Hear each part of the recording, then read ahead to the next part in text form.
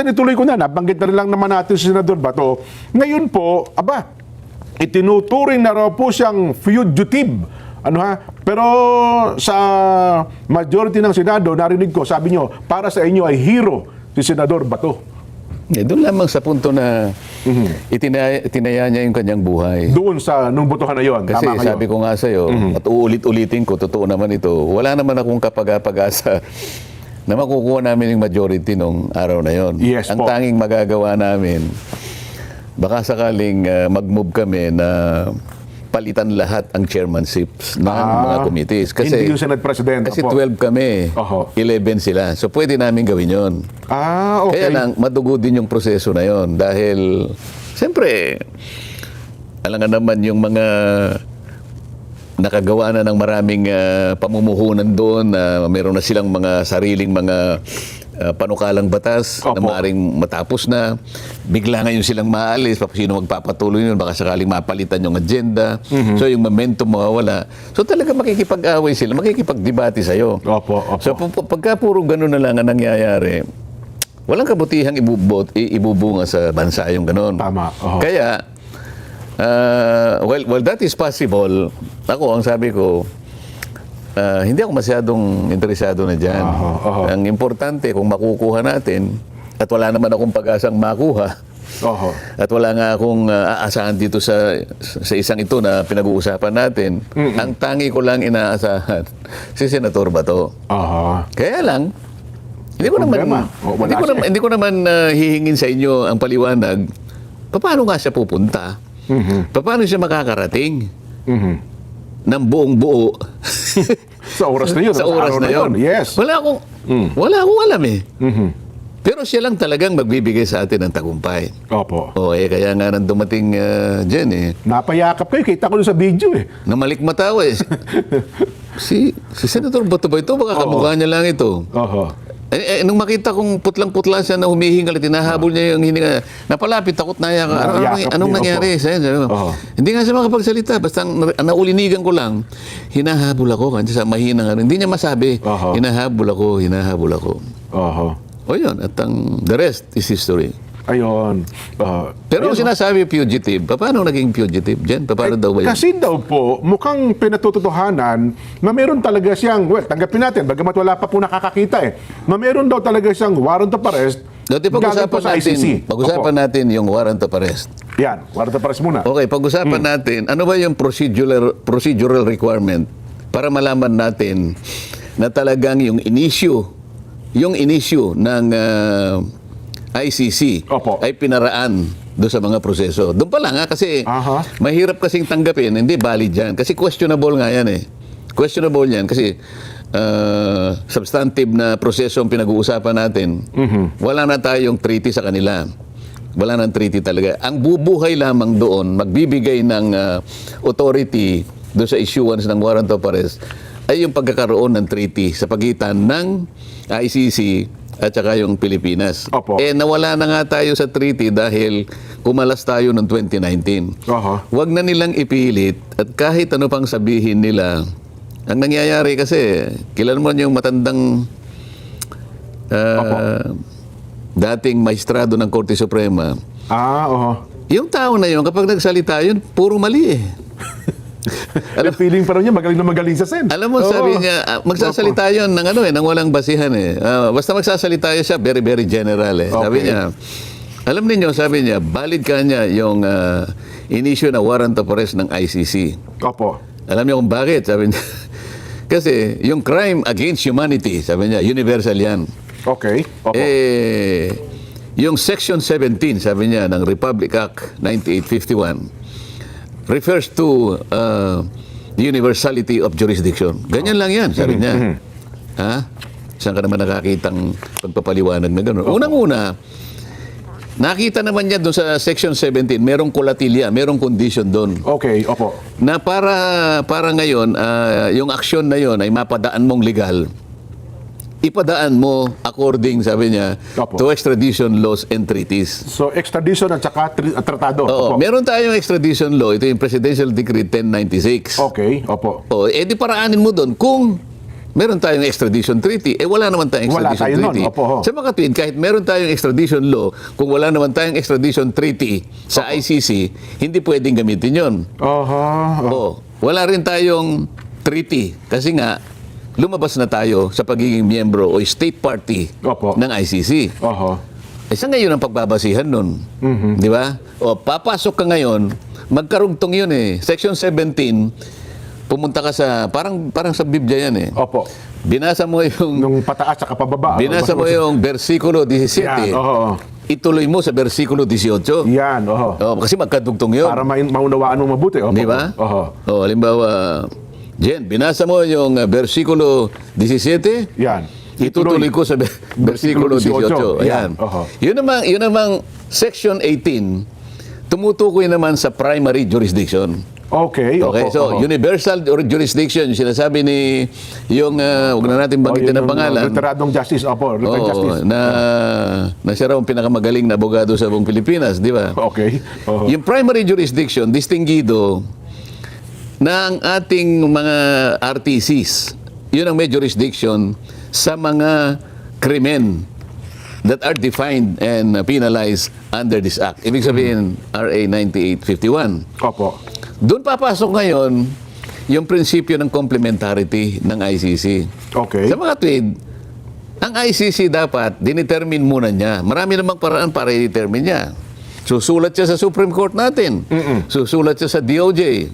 Sabi niya, mga kaibigan, kumusta po kayo riyan? Yan. Opo. Ang Mr. Chief Justice of the Philippines, pwede mo bang ideklara sa akin ngayon na ang inyong mga korte, mula sa inyo hanggang sa kababa-babaan, pinakamalit na korte ng inyong bansa, Nako, kayo po ba'y bukas? Kayo po ba'y nag-ooperate? Hindi Kayo po gumagana ba ba'y kayo? may kakayahan at gumagana ba kayo na paglingkuran ang mga mamamayan sa kanilang mga legal na problema? Kahit ano yung criminal, administrative, legal, civil, blah, blah, blah. Di sumagot ngayon halimbawa ang Chief Justice. Opo. Yes, Mr. Executive Director, kami po ay handa, kami po ay competent, at bukas po kami 24/7. Opo. Paano papasok ngayon ang principle of complementarity? Opo. So, halimbawa, kung masipag-sipag pa siya, sumulat siya sa DOJ, Mr. Secretary of the Department of Justice of the Philippines, ang inyo po bang mga piskal, yung mga piskal dyan ninyo, kayo mga prosecutors po ninyo, kumpleto po ba kayo? Kayo po ba? Opo, ang totoo niyan, sa RA 9851, pinapaghanda pa nga kami tungkol dyan sa pagpaprosecute po ng mga krimen na nakadefine sa batas na yan, katulad po ng international crimes, ng genocide, ng mga high crimes, and blah, blah, blah. Pati po yung aming human rights nakahanda po. Kasi po ito'y nasa batas namin. Kaya kami po'y handang-handa. Sa mga tweet, mapagtitibay niya, either prosecution or litigation, the Philippine government is able, willing, and competent to do their job. Paano ngayon papasok ang ICC? Yun ang pinaka-core principle nila Basahin ninyo yung kanilang preambular provisions, yung mga whereas, ganyan. Papasok lang sila kapag yung domestic system, yung domestic legal system ay wala nang maaasahan ang kanilang mga yung mga mamamayan. Kaya papasok siyang ganun. Hindi ba? Yes po. Paano ngayon yan? Ngayon, procedurally, testingin lang natin. Kasi, alam mo, kapag nag-issue ng request ang ICC, ang gagamitin niya Interpol. Yung request na yon will be subjected to evaluation by the General Secretariat ng Interpol. Kapag na-evaluate niya yon, Jen, doon palang dadaan doon sa notification process and diffusion mechanism. May mekanismo yan. Yes po. So, palagay nating dumaan doon. Sabi niya, okay, yung ano mo, sabi niya ganyan. Palagay mo lang na pumasok na yung complementarity. Wala nang ano dito Sabi natin, nasunod na nila. Ibig sabihin, napagtibay nila na hindi gumagana ang korte natin, hindi gumagana ang piskal natin. So, papasok sila ngayon. So, pwede nang pumasok dahil nga iko-complement nila. Okay. Magwawaran siya ngayon. Idadaan mo pa ngayon sa procedural process. May proseso pa rin. Dumaan ba sa diffusion mechanism? Kasi magre-red notice pa yung Pag nagkaroon ng red notice, makikipag talastasan ngayon ang Interpol doon sa ating National Central PCTC. Hindi. Opo. Under yun ng PCTC yun eh. Ah, Makikipag-coordinate sa National Central Board. Opo. Okay. Na nasa ilalim ng PCTC. Ayun kaya pala. So yun ngayon ang magsasabi yung NCB. Opo. Sasabihin niya ngayon, NBI, kayo po ang inaatasan namin sang-ayon po sa diffusion order and red notice order ng Interpol. Kayo po ang aming dinedeputize na mag-serve po ng warrant. Mag-implement ng warrant of arrest. Oh. At para po ma-serve po sa isang senador ng ating bansa. Oho. Lahat ng ito, ipakikita mo muna sa amin. Nangyari ba itong prosesong ito? Nako, mukhang hindi po lahat eh. Ngayon, dahil nga sa sinasabi lang nila, wala ng TRO, hindi nakakuha Yun ng po eh. TRO. Oho. Sinasabi ba ng Supreme Court dahil sa nawala ng TRO? Hindi pa nga kami tapos eh, kasi nga ang question, ang merito ng petition, ay kino-question niya yung validity ng warrant of arrest Oho. ng ICC kung meron silang jurisdiction pa. Kasi ito sabi ni Justice Secretary Bida natin, sabi niya una, ang warrant of arrest ng ICC ay nagtuturo kay De La Rosa bilang kasabwat sa drug war ng Administrasyong Duterte. Pangalawa, ang pag-aalis niya ng kustodiya sa Senado. Pangatlo, pagtanggi ng Korte Suprema na maglabas ng temporary restraining order laban sa warrant. Pangapat, ang pagiging enforceable nito sa ilalim daw po ng batas ng Pilipinas. Sen, ano ha? Yun nga yung tinatanong ko, saan mo hahanapin sa batas ng Pilipinas para ma-enforce mo? Oho. Yun na nga yun lang sagutin eh. Nasasabihin nila, because of the universality jurisdiction. Sabi nga nung matandang ex-justice. Oho. Oh. Asan nga yung universality? Sasabihin niya, Section 17. Oho. Basahin mo nga yung Section 17. Basahin mo lang ulit. Oho. Basahin tsaka unawain. In accordance with extradition laws and treaties. Oho. Iparaan mo doon. Oho. Wala nga eh. Wala na tayong tratado, wala tayong... Ang tanong mo ganito, yun bang warrant of arrest na inisyo ng ICC is universally enforceable? Okay. Oho. Dapat yun ang sagutin ng Justice Secretary sa sarili niya. Oho. Dapat mag-research siya. Halimbawa sa Southeast Asia dyan, baka hindi niya alam. 11 members ng Southeast Asian nations. Opo. ASEAN, ano? Alam mo ba na isa lang dyan ang member na ng ICC? Ganun po sa mga bansa Wala na mo, sa 11 member countries ng ASEAN. Opo. Sino na lang ang miyembro ng ICC? Oho. Ano na ba? Ba't parang hindi mo naman alam? Alam mo na ito eh. Hindi, wala akong idea san eh. Wala. Oho. Alam kaya ni Justice Bida ng DOJ? Alam mo. Out of 11 members ng ASEAN, Oho. Cambodia na lang. Cambodia na lang ang miyembro ng ICC. Sa mga tweet, Oho. dapat padaan niya sa Cambodia, baka yun, pwede niyang Okay? Ganun ba? Naniniwala ka ba na ito nga yung pinag-uusapan natin eh. Ang pagpapatupad kasi ng para i-enforce mo yung ang ICC warrant of arrest,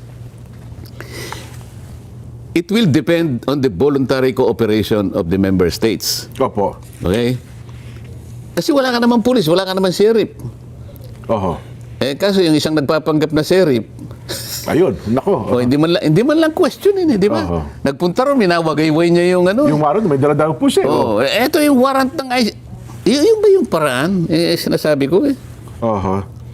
Bakit sabihin ko sa'yo, dapat inaral ni Secretary Bida yung mga presidents nung pag-i-issue ng warrant of arrest ng ICC para sa ganun magkaroon siya ng batayan.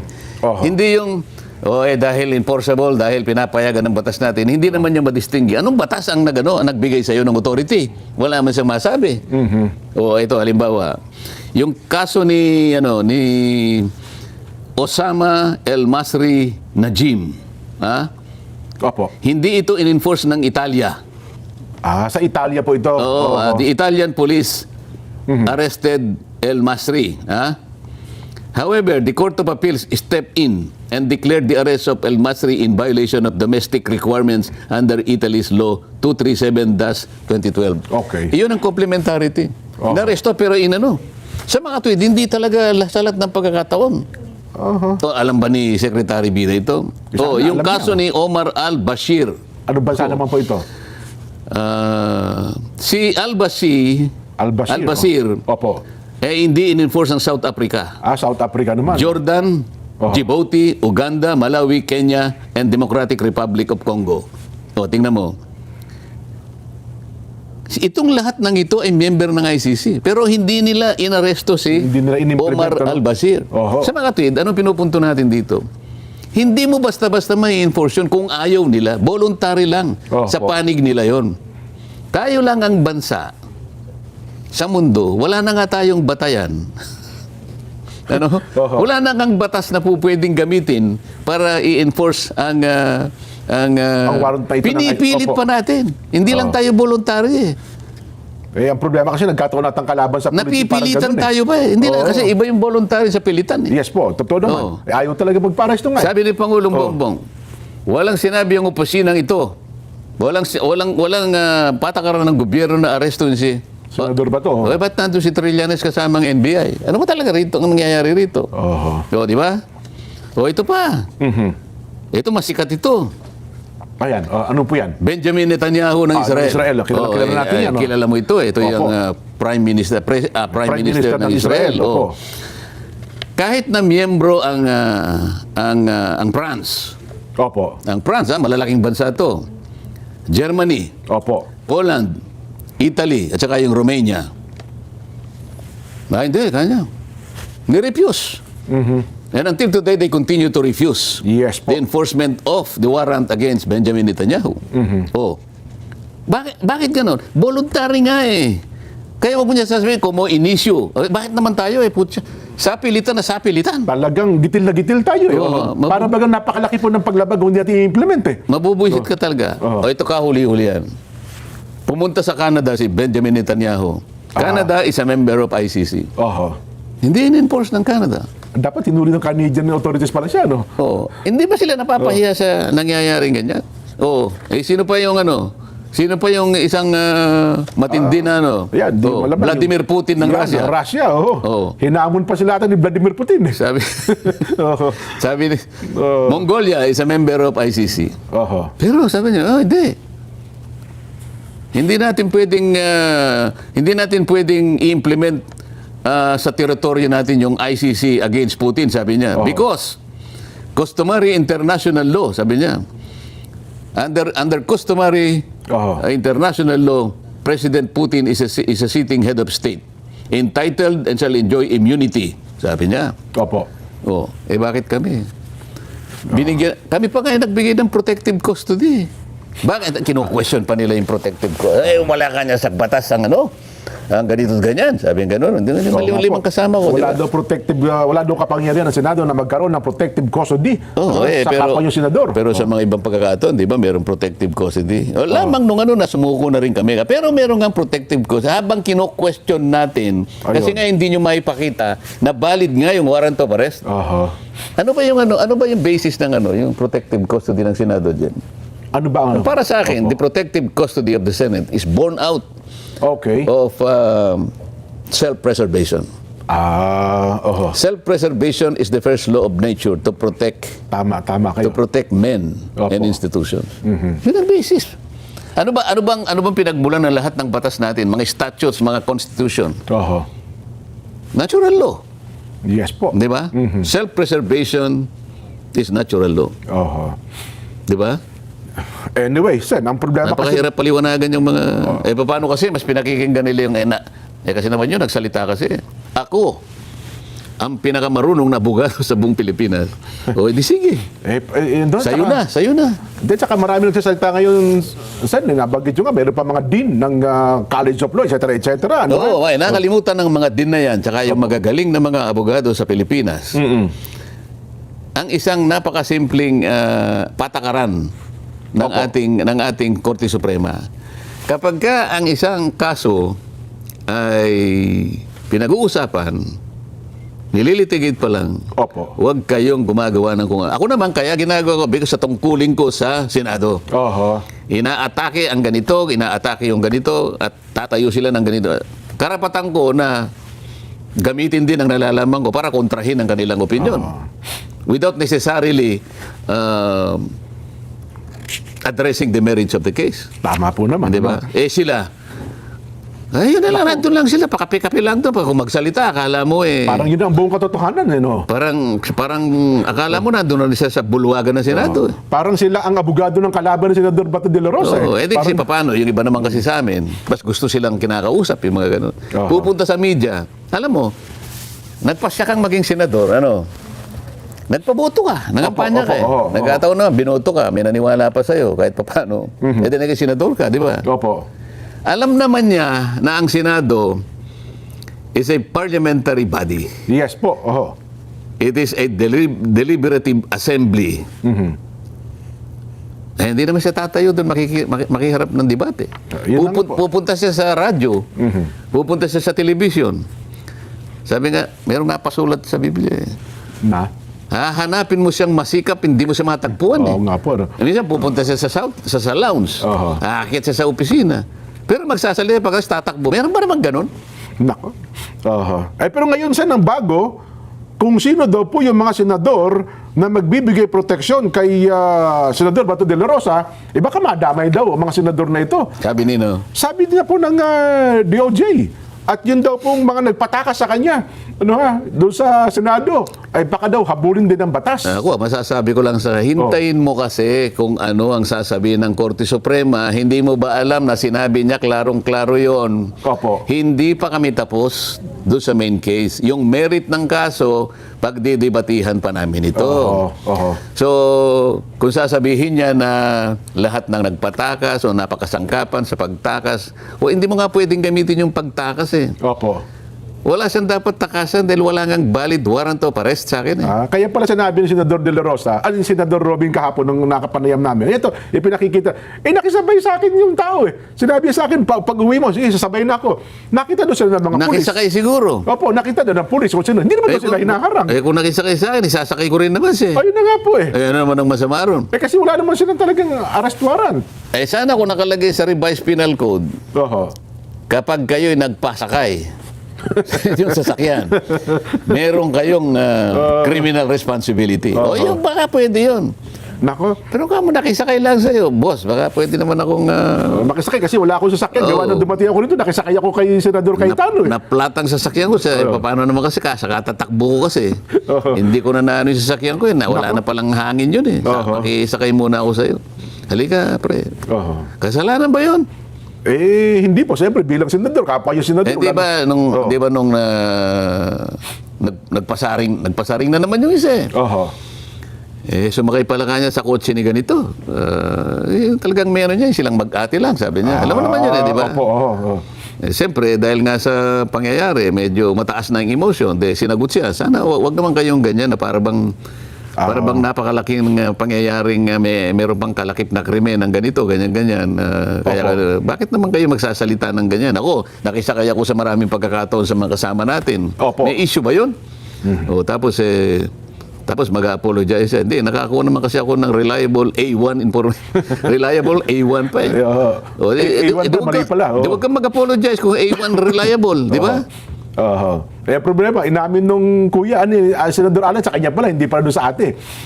Talagang kinasasama lang na loob. Yung sinabi ko sa'yo, na hindi nila inaasahan, nasusulpot yung mama, hindi nila natunugan na gano'n ang mangyayari. Kaya nga, sikip na sikip ang dibdib. Yan na lang ang pag-usapan, yung gano'n, wag na kayong kung ano-ano pa yung masakit ang loob nyo sa nangyari. Di ba, nakapagsalita pa ako ron eh. Nagtatali-talinuhan man ang matching. Nauutakan pa rin. Yun ang sama ng loob eh. Yun na lang, wag na kayong kung ano-ano pang mga... Di ba? Anyway, Sen, bago lang tayo mag-break, mayroon tayo sa mahalagang paksa na mapag-uusapan. Marami lang po nagtatanong. Kailangan ko tapos na tayo. Di pa po, meron pa tayo. 30 minutes pa. Yung issue ng Blue Ribbon, sabi nila, hindi na po talaga kayo ang nandyan. Magpapatawag, meron na bang kalendaryo kung ano ang magiging schedule ng Blue Ribbon? Kasi ito po ang inaabangan ng marami, Sen eh. Hindi, nakapangako ako kay Senate President na hindi muna ako magsasalita tungkol dyan. Okay. Dahil in deference to the action taken by the majority na ibigay kay Senator Pia. Kaya ang sabi ko, naipasya ko na bilang paggalang dun sa aksyon na yon. Yes po. Lahat ng katanungan dyan ay dapat ang sasagot ay si Senator Pia. Ayun. Di ba? Yes po. Okay. Ayan. We respect, Your Honor. Magbab...